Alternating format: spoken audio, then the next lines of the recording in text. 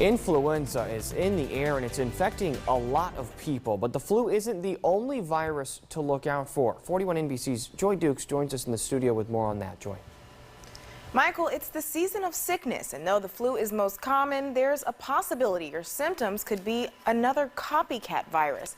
I spoke with a pediatrician at Navicin Health who says you will definitely want to know the difference.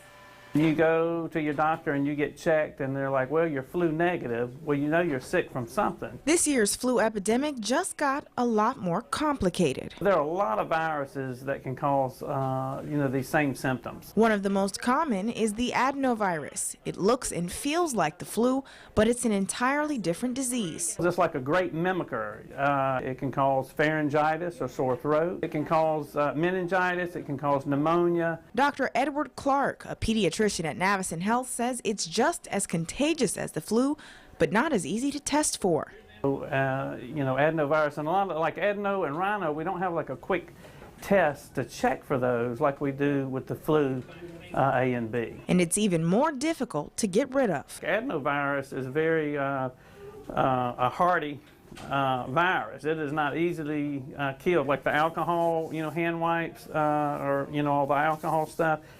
It won't kill adenovirus. Because both the flu and adenovirus can cause pneumonia, they're both life-threatening.